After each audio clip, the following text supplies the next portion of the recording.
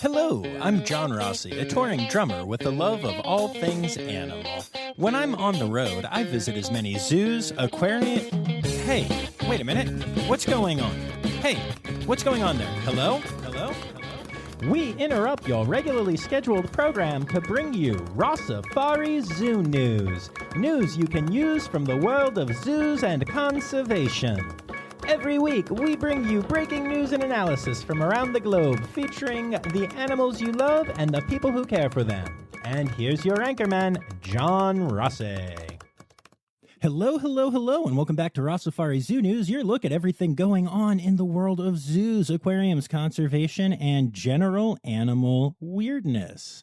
Y'all, we start this episode series every Friday by me telling you a little bit about what's going on in my life, which sometimes is pretty exciting, and sometimes is I played a whole lot of Zelda, really. So, that's fine. This week, however, has been a really special week. So I mentioned last week that we were celebrating Miles's birthday. He had turned 9 years old the day before the episode dropped. And the day after it dropped, I was down at his house having a birthday party with him and a bunch of people.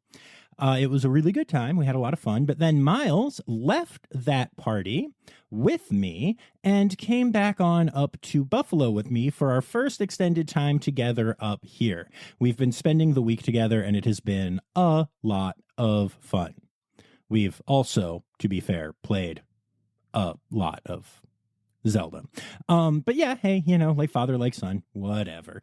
But one of the cool things is, we took the time to go do a couple of fun things. We went to Niagara Falls. We went to the Buffalo Zoo and saw Scouty Scout, our lovely red panda up here sleeping in a tree. But then we also had the opportunity to go to Aquarium of Niagara. Now, y'all know Aquarium of Niagara is a friend of the pod, and I've met some really amazing people and some really amazing animals there. And this was no exception. When I reached out to some of the staff there, some of the trainers there, and mentioned that Miles and I were going to be rolling on in, along with Zoe, of course, since she happened to have the day off, we were told that things might get to happen. And in fact, a little something did. So instead of talking too much about that myself, why don't you go ahead and introduce yourself, young man? Hello, my name is Miles, and I am the sun. He is the sun. That is the best way to put it. He is the sun. So, Miles, tell me about what happened at Aquarium of Niagara. We got to feed a sea lion. That's right. And do you remember what the sea lion's name was? It was Copper. That's right. It was Copper. And you got to feed Copper. So what did you feed Copper? Dead fish. Yeah. And was it fun reaching in a bucket of slimy dead fish? A little. Boys will be boys, y'all. Except, let's be honest, girls love doing it too. That's kind of an antiquated saying. I just thought about that. Well, anyway, so you reached in and you grabbed a dead fish and you tossed it directly into the mouth of Copper, right? I did 3. That's right, you did. Yeah, it was very cool. And our good friend, Allie, one of the trainers there, was hanging out with us and sharing some information about Copper. And did you enjoy what Allie had to say about everything? Yep. Okay, cool. And let me ask you something, buddy. Now that you've gotten to interact with the sea lion a little bit, right? Did you even know that, sea lions were a thing before this? Yes. Just go to school, people. Unbelievable. Right. But you weren't a huge fan of them or anything, right? You knew they existed and that was about as far as it goes, right? Yep. And so now that you had this experience, how do you feel about sea lions? I think they are awesome. Yeah, they are. You have more to say? You look like you have more to say. I do. You always do. Go ahead. The other thing I have to say is Copper, she was really smart and she still is. But, she came from a different place and she wasn't having lots of fun because she was too smart. So they sent her to the aquarium and now she puts on shows and stuff and lots of people have fun watching. Absolutely. You're absolutely correct. She was in a place where she wasn't quite getting enough enrichment, and they realized that. So they sent her to Aquarium of Niagara to do some really in-depth training, and now she is thriving. Exactly what you said. That's awesome. And speaking of the show, we got to hang out and see the show before we did that. And how amazing was that? Did you love that? It was amazing. It was amazing. And what was your favorite behavior that you saw the sea lions do? The wave, the hug, and the kiss. It's true. There is a trainer at the aquarium named Kristen who is, I have to say, of all the people that I've seen interacting with animals over the years, she has one of the deepest and most impressive connections I've ever seen with animals. Zoe, who, as most of y'all know, is not only a vet, but also a big expert in behavior, was blown away by the connection she saw between Kristen and the animals. And Kristen would get to kiss the animals and hug them and do all these cute little things. And it's really enriching for the animals, and it was really beautiful. And Miles, your face lit up during that entire show, didn't it? Mm-hmm. Yeah, it did. Awesome. Is there anything else that you want to say about this experience?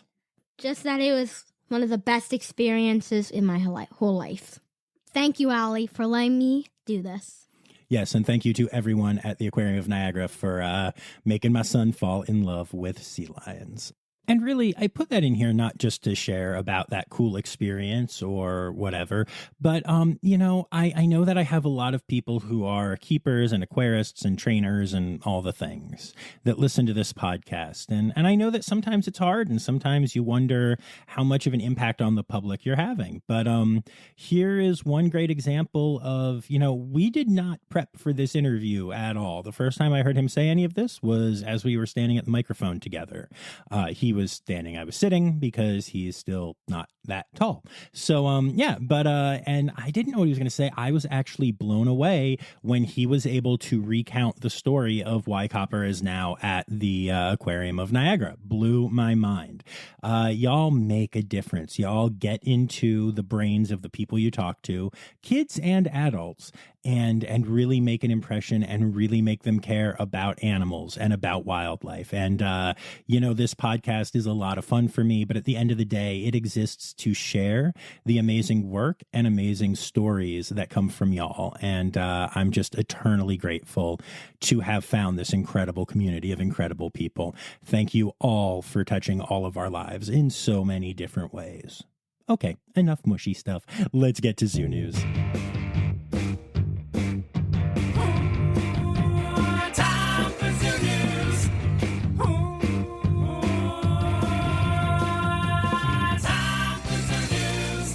All right, so we're going to start off with our births for the week, and 'tis the season, y'all, so we are going to get right into announcing some red panda births. First of all, this one has a bonus animal. The Darjeeling Zoo has announced 2 red pandlets and also a snow leopard cub. A snow leplet has been born along with 2 red pandas at the Darjeeling Zoo. Very exciting news. Going along with that, Flamingo Land, a friend of the podcast over in England, has announced the birth of a red panda singlet, which makes even more sense for the term pandlet.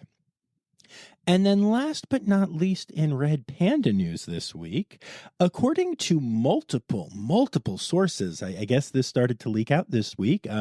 This has not officially been announced by the zoo yet, but apparently there are 2 male red panda cubs at Lincoln Children's Zoo in Lincoln, Nebraska, who have been born and already actually have some plans with SSP movement coming up, but for now are still little pandlets at home in Lincoln. So lots of exciting news on the red panda front and with a bonus snow leopard this week, which is really, really exciting. And then going along with those, the John Ball Zoo has announced the birth of a brand new baby bongo, bonglet, and a blue duiker baby has been born at the Kansas City Zoo. And then last but not least, Smithsonian's National Zoo has announced the birth of a really adorable prehensile-tailed porcupine. Now, look, I like my everything should end with let's idea, right? It's really good. But porcupet is the term that is used for porcupine babies. And I think we might need to make an exception because as funny as porklet is, porcupet is just a really, really good word. Ooh, should we change everything to porcupet type stuff? Instead of pandlet, should it be panda pet? No, it should not. Okay, pandlets it is, but porcupets get the they're the exception that proves the rule or something. Anyway, congrats to all these amazing facilities on these incredible births. And of course, that moves us on to the deaths this week. And there are a couple of these that hit a little too close to home, as happens sometimes. First of all, it is with great sadness that I have to announce the passing of Andy N. Condor. Now, if you don't remember that name or recognize that name, Andy N. Condor is an Andean condor who became an ambassador bird who was able to freely walk around the Tracy Aviary with his primary keeper, Helen Deshaw. And this was something that we talked about in episode 33 of the podcast. Helen was on, and we had an amazing conversation about this incredible bird. Andy passed away in his sleep, and when it comes to talking about beloved animals, Andy was it. One of my great regrets since starting this podcast is that I have not had the chance to figure out a way to get out to Salt Lake City and meet Andy. And now it's too late. Andy was this incredibly beautiful bird. Andean condors are, they're condors, and they have those big bald heads, and they're super huge birds. And you definitely, they're not what would be considered a charismatic species. It's not the cute and cuddly kind, but Helen managed to build up a social media presence and a presence at the Tracy Aviary for this animal that made it famous and made literally thousands and thousands of people fall in love with a condor and care about condors. And oh man, every time I would look for routing when I was going on a long distance road trip or for gigging, or even when I would be offered a tour, I would look at the itinerary to see if there was a shot to get to Salt Lake City. I am so bummed that Andy is gone, and send my condolences to Helen and the entire team at the Tracy Aviary. I remember when we were recording the episode with Helen,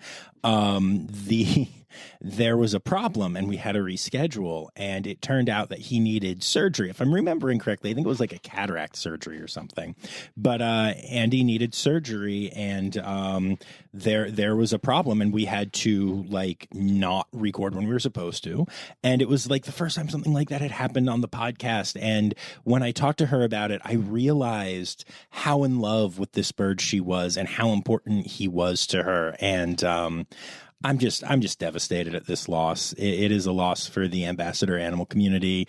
And I'll stop rambling about this one now, but sending my love and condolences to the entire team.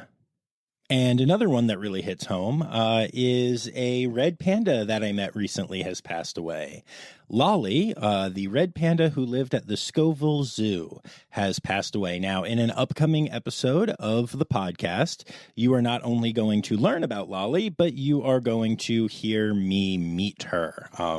She was a very shy, cautious girl who then warmed up to me, and we got to know each other. And she was just an absolute sweetheart. And the team at Scoville really loved this red panda. It is a small zoo. Everyone kind of knows everyone there, both people and animals, which is, really adorable, but also make something like this hit even harder, So it turns out that she passed because of complications due to Addison's disease, which is interesting because Pabu, the male panda that they had there until recently, also passed away from complications due to Addison's disease. Addison's disease, by the way, is not contagious, so definitely makes it a really interesting kind of just coincidence. But sending love and condolences to the team at Scoville, and I can't wait for y'all to meet Lali through the podcast. And I just really miss that sweet girl. And then another animal that has passed is one that touched the lives of a lot of people on the social media zoo world lately, which is that the Alaska Sea Life Center has announced that the walrus patient that we talked about last week, who was receiving, amongst other treatments, round-the-clock cuddles, unfortunately passed away. The walrus in question had been struggling with a number of serious health concerns. Nutrient malabsorption as well was a major issue that was happening. And there was also hypoglycemia and gastrointestinal problems. Not great stuff. The team obviously worked around the clock, cuddling and giving real care. But unfortunately, this was just one of those animal rescues that wasn't meant to work out. But for a minute, there was a tiny cuddly walrus that united a lot of us online and gave us some joy, and that's a beautiful, beautiful thing. We also have to say goodbye to Maya, one of the snow leopards at the Philadelphia Zoo. Maya was 16 years old, making her one of the oldest snow leopards in any AZA-accredited zoo. She did have several health issues that were being managed well by the veterinary team. Unfortunately, the management plan was no longer really effective, and as such, Maya needed to be euthanized. My personal memories of Maya are her always just finding these cool little places to hide on exhibit where she was both fully visible and really well hidden, which I guess is a very snow leopard thing. They're called the ghost of the mountain for a reason. And I just remember always kind of searching the exhibit and thinking, oh, okay, nobody's out, and then being like, wait, there's a snow leopard there. And the number of guests that would walk by and see me literally taking pictures with my camera and look in and kind of shake their heads and walk away always amused me. So sending love to the team at Philly, and it hurts me to say, but goodbye, Maya. Woodland Park Zoo has announced the decision to euthanize their male Malayan tapir named Bintang, or Binny for short. Binny was a 23-year-old tapir, which is a great age for a tapir, and unfortunately was the only male that they had at the zoo. Sending condolences to the team there. Cheyenne Mountain Zoo has announced the passing of 20-year-old female reticulated giraffe, Mishana. Mishana was a really caring and compassionate giraffe who was a really calm presence amongst the giraffe herd, which made her a companion to many newborn calves and new members of the herd when they would come in for SSP movement or whatever. Mishana was the giraffe that the other giraffes would kind of look up to and learn how to be a part of that herd. She was also really, really popular amongst the members of the zoo and even online because she had a tongue out type of look all the time. Her tongue was hanging out, and people just loved that kind of signature appearance that she had. So it's a big loss for the zoo, not only because she was so beloved, but also because she was such an important member of the herd. Sending condolences to everyone at the zoo and all of Mishana's online fans. And last but not least, in our obits this week, the Honolulu Zoo bid a fond farewell to Squirt, their eldest reticulated giraffe who passed away last week from age-related health concerns because he was almost 24 years old, which is an incredible age for a giraffe to reach. Now, Squirt was born at the Honolulu Zoo and then did briefly leave to go to Maui before returning to the Honolulu Zoo, where he spent the rest of his life becoming very popular both amongst members and the online public as well. Squirt was just a really good giraffe with a really great personality, and he will be severely missed. Sending our love to everyone at the Honolulu Zoo.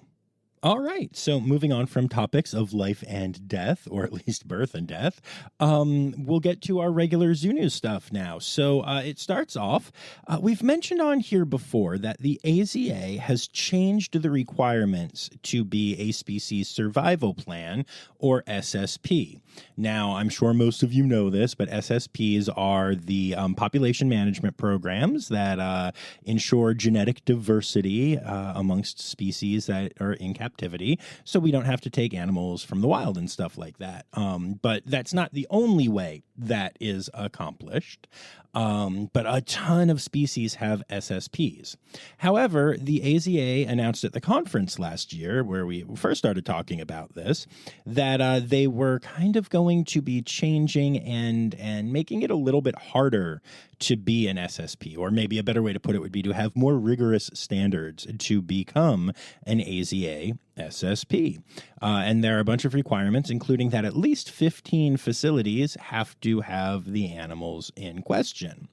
And so, what a lot of people were wondering is, well, what does this mean for the animals that don't fit the bill? There are definitely some species that are still in captivity that will be managed, including their genetic diversity and population management, through the SAFE programs, the Saving Animals from Extinction programs, that the AZA has successfully launched. It's just kind of a different look. But there are also a lot of animals that don't really fit either bill. And so people have been wondering what is going to happen with those, since they're not all getting kicked out of zoos. They're not looking to completely homogenize zoos.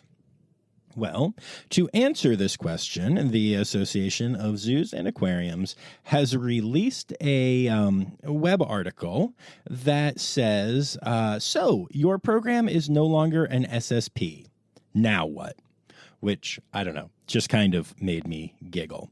And you can read the full thing. It's about a 6-minute read. You can read the full thing by going to aza.org.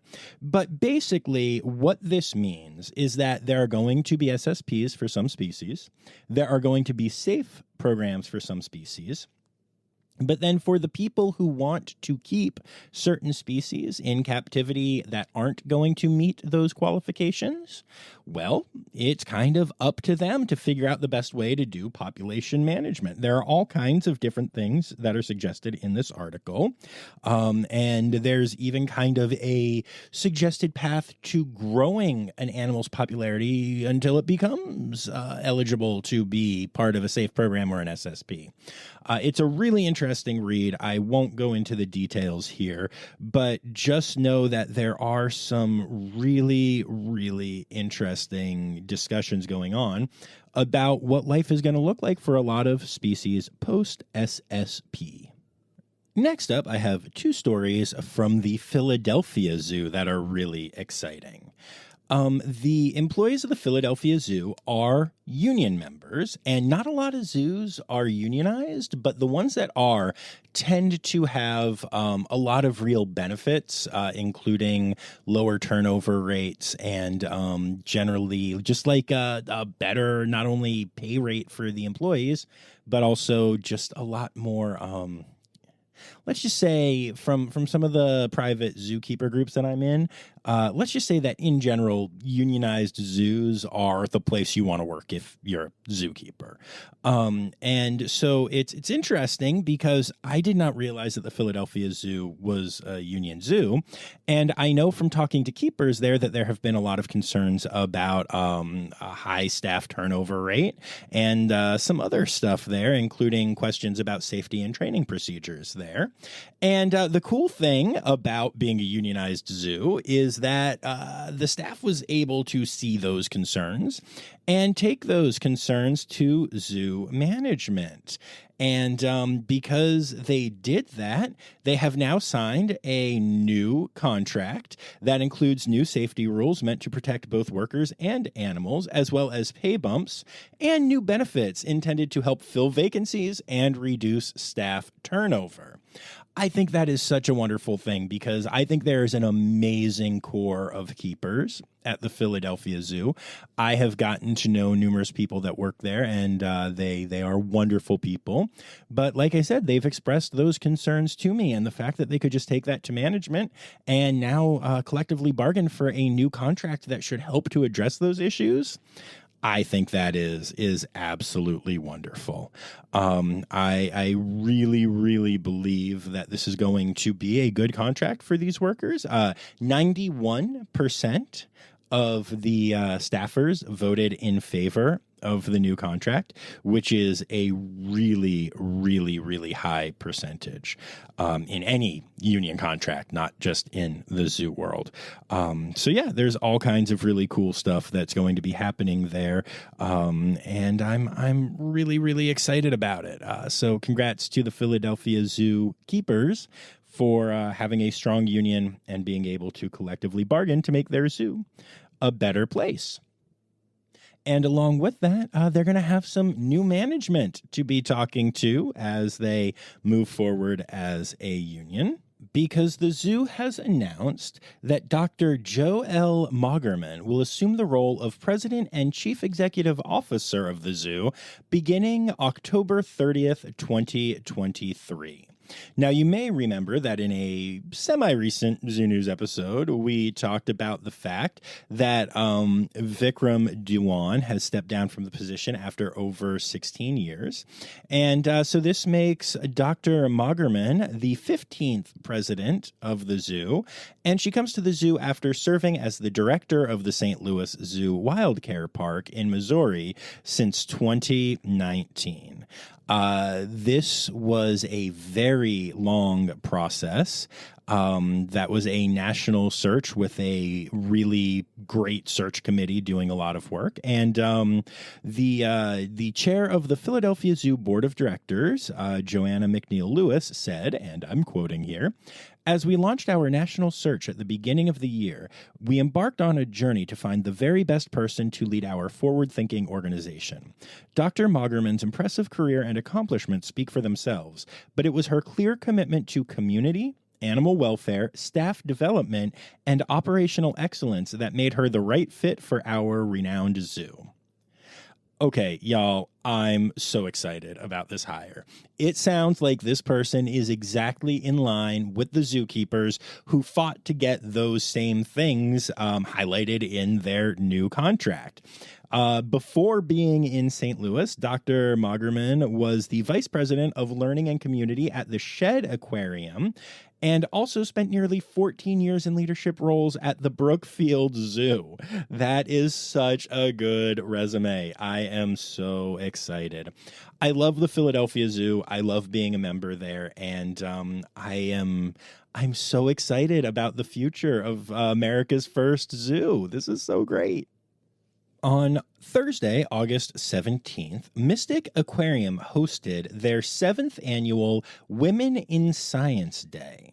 This is a unique event that highlighted the achievements of their own scientific experts, as well as showcased women of achievement from the local scientific community.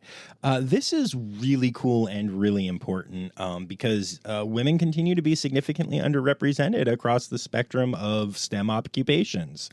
The Women in Science Day serves as a platform to address this disparity and celebrate the accomplishments of women scientists, researchers, and professionals, shedding light on the pivotal contributions of women in STEM careers and inspiring the next generation of scientists, according to Mystic. And I just think that's a wonderful, beautiful thing.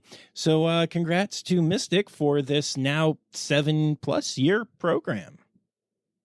And on a much younger but important program announcement, Roger Williams Park Zoo has officially announced all new and free Young Explorers programs for kids ages 3 to 5. You can go to the zoo each week starting this September, and you can go to rwpzoo.org to find out what the themes and dates and times are for this. But this is awesome. It is a free program to get kids to the zoo and learning about animals and like meeting ambassadors and stuff. Yes, please. Let's get science literacy up in the younger generation, please. One thing that I really love and love to highlight on this podcast is transparency in zoos, right? And so that's why I want to give mad props to the Seneca Park Zoo for sharing some information about one of their female Maasai giraffes, Kepenzi. So in spring, some staff at the zoo noticed a growth on Kepenzi's jaw, and it was a growth that was growing, which is not great. And so the zoo announced that they were going to do a procedure. Now, again, they did not announce that they had done a procedure. They announced that they were going to do the procedure. And I think that's really important for a lot of reasons. First of all, they announced that there was this growth. They announced that without figuring out what was going on and getting proper veterinary care, it was very likely that Kepenzi would pass away. And then they announced that over the past 2 weeks, the growth had gotten so large that it was actually affecting her ability to eat. In general, the zoo did a great job of letting their members and everyone who follows them on social media and everything know that this was happening, and also announce that they didn't really know what was going on, but also that they were bringing in a bunch of experts, including people from the Columbus Zoo and multiple veterinary offices. Then, after the procedure, they posted another update saying that Kepenzi was anesthetized to biopsy and radiograph the growth on her jaw. They said that the procedure went well and testing was happening. And that's all they could say because they don't really know what's going on yet. But the fact that Seneca Park Zoo did such a great job of informing everyone about what was going on, and also that they're like keeping the public updated, beautiful, beautiful thing.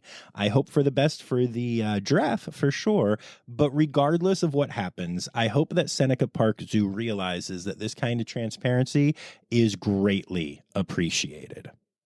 And in that same vein, I would like to give props to the Columbus Zoo for announcing the fact that their beloved rhino Brian, who is an absolute guest favorite, will be leaving the zoo this fall to head to the Henry Dorley Zoo in Omaha, Nebraska, as part of an SSP breeding rec. So, that's great news, that yay breeding and all of that. And yeah, it's sad that Brian's going to be leaving, because I gotta admit, I always have to go see what Brian's up to.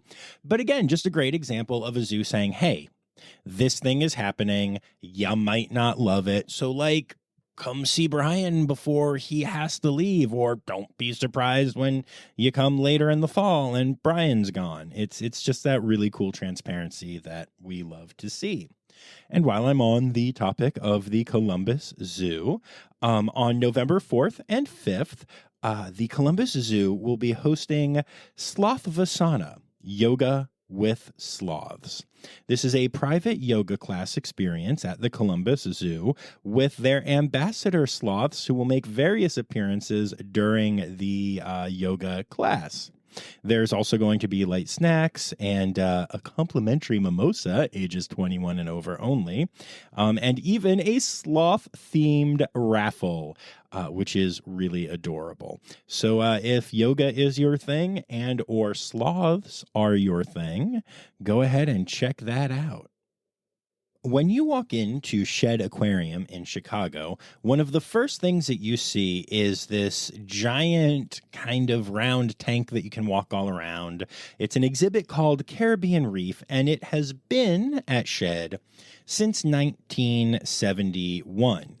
And as you can imagine, since that time, husbandry and all kinds of, what we know about how to best take care of animals, it's changed quite a bit. There have been one or two advancements since 1971.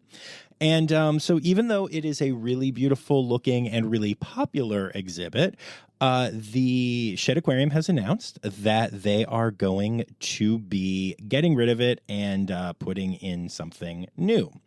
So the animals of Caribbean Reef will be moving to a new habitat at Shed, which dramatically expands in size and water volume, and in the process gives guests an entirely new underwater immersive perspective of this system, including a new 40-foot tunnel that they're going to be putting in. And the rotunda, the circular exhibit that does exist, will become home to two new twin habitats featuring 360-degree views of both fresh and saltwater ecosystems. They have put up some design photos of what you can expect to see if you go to @shed, that's 2 Ds, _aquarium on Instagram. And I could not be more excited. I have to admit, Caribbean Reef was one of the most beautiful in an old school way, but also kind of underwhelming exhibits at Shed for me when I went there. They do such amazing stuff there, and they have such beautiful exhibits that I think this is going to be really great news for guests once this all goes into effect. Bear Hollow, the newly revamped bear exhibit at the Cleveland Metro Parks Zoo, will officially be opening on August 25th. They will be opening with sloth and Andean bears. Obviously, those bears will have the choice whether to be out or not. But I'm really excited. I love the bears at the Cleveland Metro Parks Zoo, but they were some of the older exhibits there. And I know that they were working really hard on these new exhibits the last time that I was there. So I really can't wait to get back to that zoo and see what they have done for their new Bear Hollow exhibit. And while we're on the subject of the Cleveland Metro Parks Zoo, have you ever heard of zoo keys? It's a kind of popular thing at some zoos and then not other ones at all, where there are little like speaker boxes and you can buy a little plastic key and then walk around and stick the key in the box and learn about all these different animals that are there. Well, Cleveland Metro Parks Zoo has announced that they are going to be launching Adventure Keys, which is a huge expansion to their zoo key program. It's going to be a collectible key that can be used to unlock exclusive video messages at locations around the zoo and around Cleveland Metro Parks in general. And guess what? It will be debuting at the new Bear Hollow exhibit that we just talked about. So that is really, really cool. I think that's just it's a kind of beautiful thing, because in the limited research I've done on this in my master's program, it does seem like people are more taken with screens than signs at this point in time. So updated zoo keys with screens are definitely going to get kids of all ages more interested in learning about the animals there. Oh, and while we're at Cleveland, one more quick thing. Cleveland Metro Parks Zoo recently announced that they have welcomed a 3-year-old male meerkat from the Memphis Zoo. This male will be joining a female named Jenny on exhibit. And normally I don't announce just when a new animal goes to a zoo, but the meerkat is named Filbert. Filbert the meerkat. If that's not zoo newsworthy, what is? And then last but not least in zoo news this week, our friends at the Animal Behavior Management Alliance, the ABMA, have announced that they are going to be creating a new members community, the ABMA community. This is going to be a platform where members can connect, share, and learn in one safe place. There are going to be increased networking capabilities, more member benefits, better access to the board and committee chairs, which I think is particularly cool, and countless other ways to enhance your behavior management goals.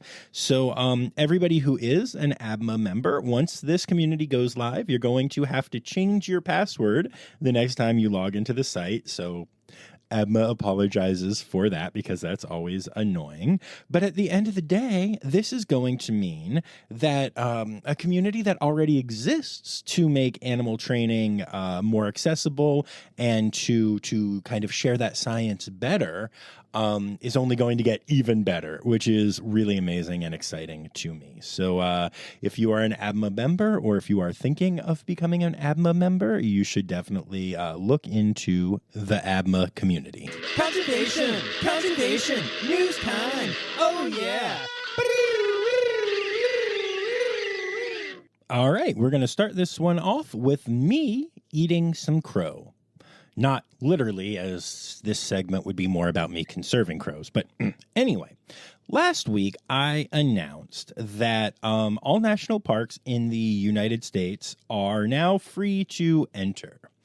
And I lied to you all. I was just trying to get you to go and spend money. No, I'm kidding. I wouldn't do that. So this is one of those things where, you have to check your sources a little bit better. And the internet got very, let's just say, internet-y for me. So there was one day where every single national park in the United States was free to enter to celebrate the Great American Outdoors Act, which I talked about before. On August 4th, you did not have to pay if you went to a national park. Cool. However, different articles that were written about it had one small typo, which was that all national parks are now free to enter as of this day, as opposed to on this day. And once, I guess, one place posted it, other people just copy and pasted, which is exactly what my lazy butt did. And so I was wrong. You still have to pay to get into national parks unless you have a time machine and can go back to the one day when you didn't have to pay. But if you have a time machine, I'm guessing that you can probably afford to pay to go to national parks. So I apologize for that and hope I didn't ruin any of your vacations.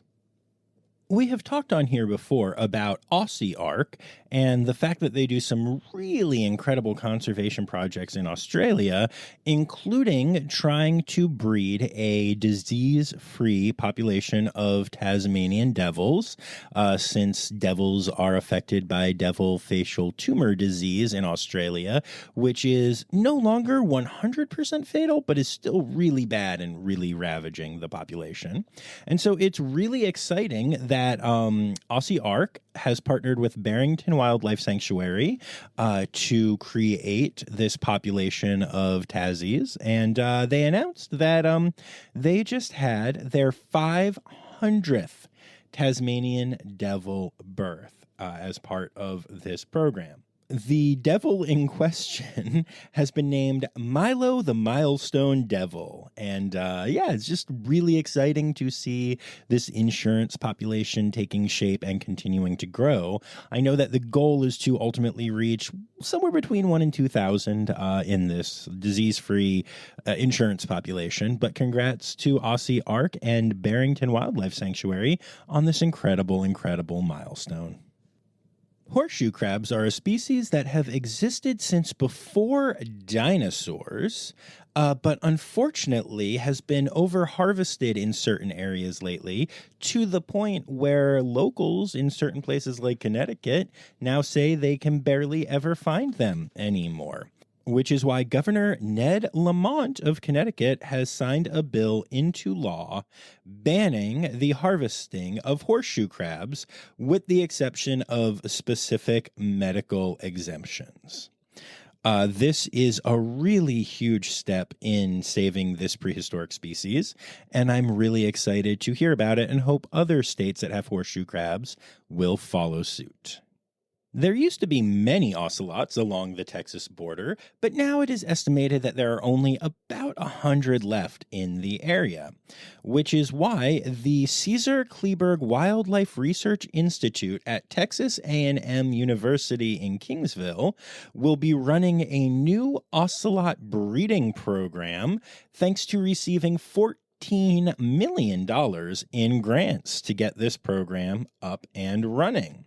The center will not only try to protect the 100 or so ocelots that are still along the border, but will also be initiating a breeding program right there in Kingsville, aiming to repopulate the area with these cats once again.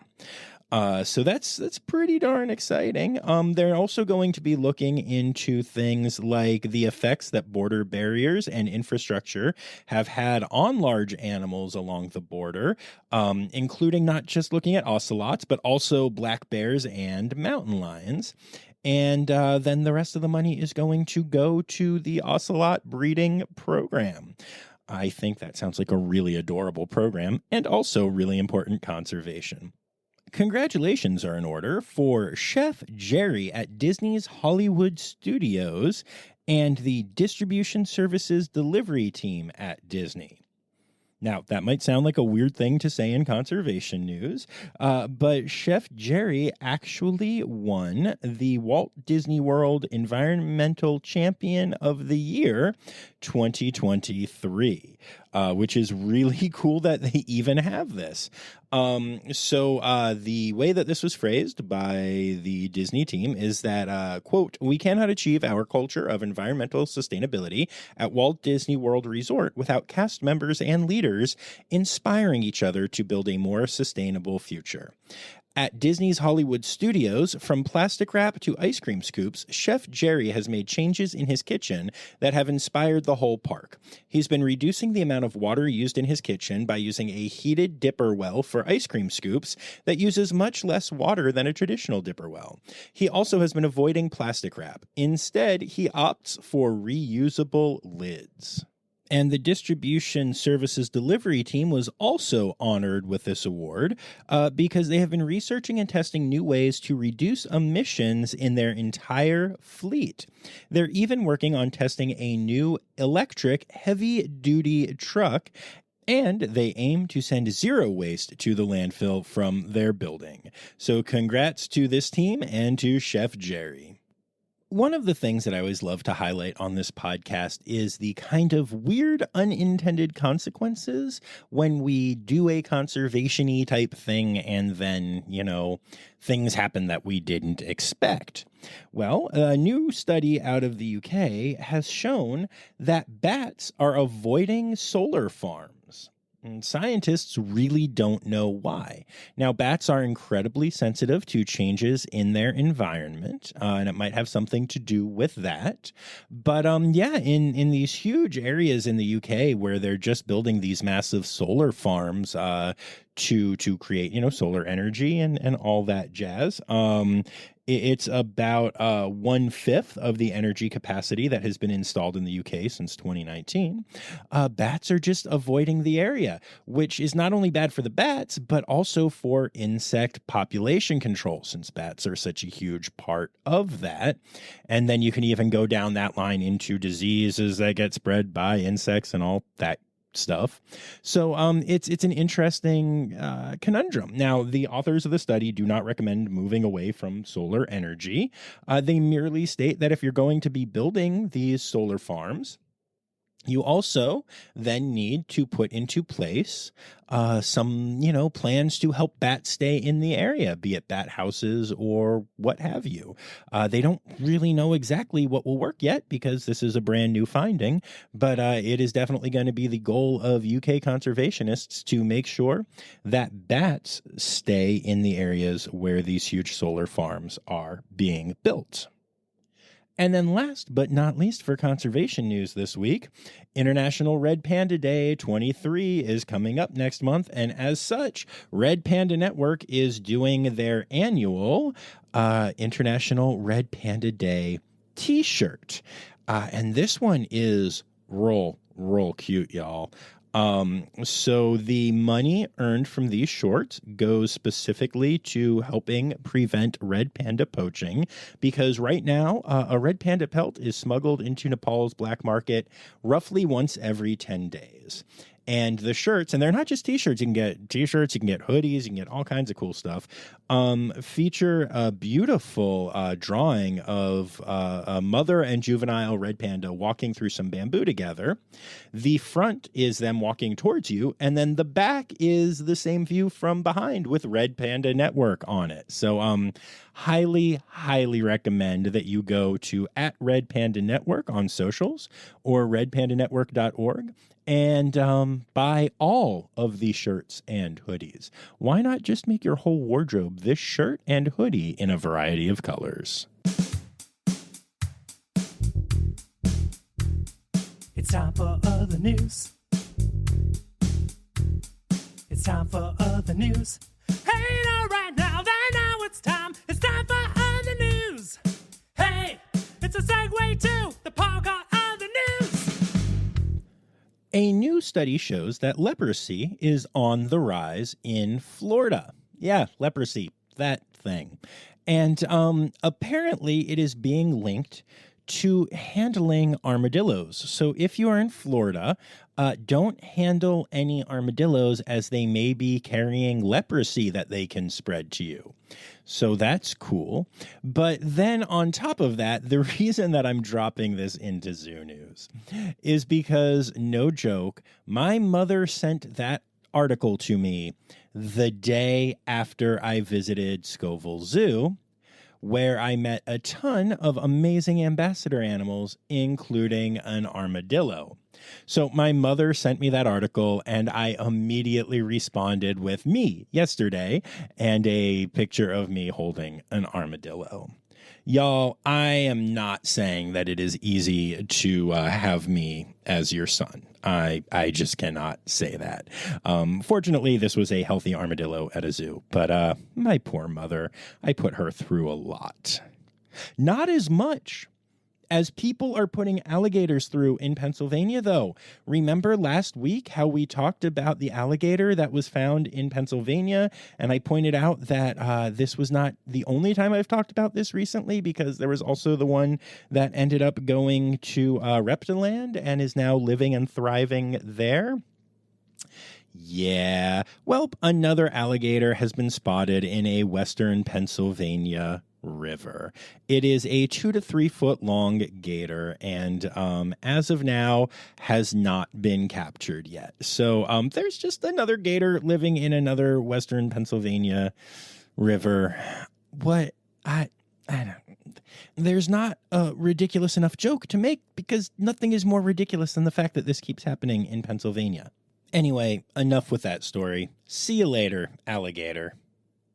After a while, crocodiles will actually make their way towards distressed primate babies, including humans. And yes, I really phrased that weirdly just to get in the see you later, alligator after a while crocodile thing. I would apologize, but this is my podcast and I'm not gonna. But yeah, no, this is really actually an interesting fact, though. So a study done has shown that crocodiles, specifically Nile crocs, will be interested in and react to and try to make their way towards the cries of baby bonobos, chimpanzees, and humans. And they actually can tell the level of distress from the cry and will move more quickly or head towards the more distressed cry. However, we don't know yet if this is because they are exhibiting a prey drive and they know that there's some good eating over there, or if it's a maternal instinct thing and they are literally drawn to the cries because they want to help. They honestly don't know. So I find that really fascinating that they know this thing, but also don't really know what it means. But yeah, crocodiles will come running if your baby is crying. So probably don't let that happen if you're in the Nile, I guess. And last but not least, in other news this week, we have a Florida man story. But it's not about a human man. It's about a bunch of male Florida peacocks. You see, the town of Pinecrest, Florida, right outside of Miami, is apparently overrun with peafowl right now. Peacocks and peahens are just causing all kinds of trouble in the town, including scratching their roofs and their cars, making messes on their driveways, and making so much noise that the people can't sleep or otherwise do quiet activities. So the town has officially decided that they are going to be giving the male peacocks vasectomies. Each individual vasectomy can stop between 6 to 12 females from reproducing. The pilot program for this will be launching in just a few weeks, and if it is successful, it will be used in other communities such as South Miami and Coral Gables, which are also overrun with peafowl. Who knew? Oh, animal, holidays. Animal holidays. Hey! All right, and that brings us to our animal holidays for the week. Just a friendly reminder that August is National Parks Month, National Catfish Month, August is for Antelope Month, and Asian Elephant Awareness Month. And then for our individual days, on the 19th, we have World Orangutan Day and National Honeybee Day. On the 20th, we have World Mosquito Day. And the 21st is World Goat Day, which is pretty cool since we just had an episode talking about how awesome goats are on Tuesday, right? With Hassan from Maryland Zoo. If you haven't checked it out yet, you should check it out now so you can properly celebrate Goat Day. That's really exciting. And those are your animal holidays for the week.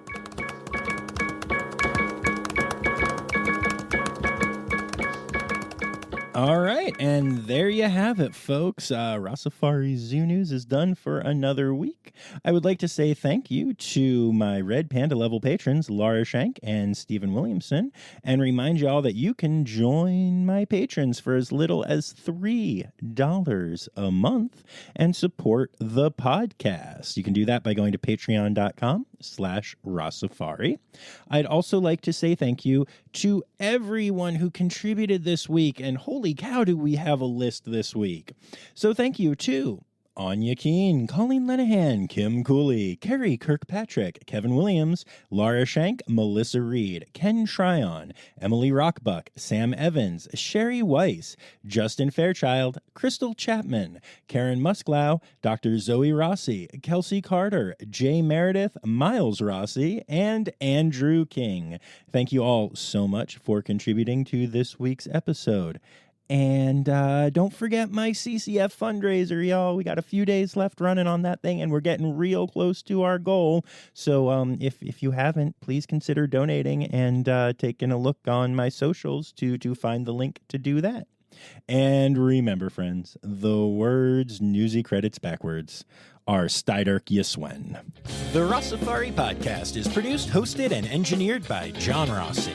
Editing and fact-checking by John and Dr. Zoe Rossi. Our theme song is Sevens by Nathan Burke, performed by Nathan and John. Interrupting John theme and additional voices by Taylor Isaac Gray. You can reach John directly on Instagram and Facebook at Rossifari or by email at rossifaripod@gmail.com. Rossifari is part of the Daydreamer Media Network. Now, stop listening to me and go visit a zoo.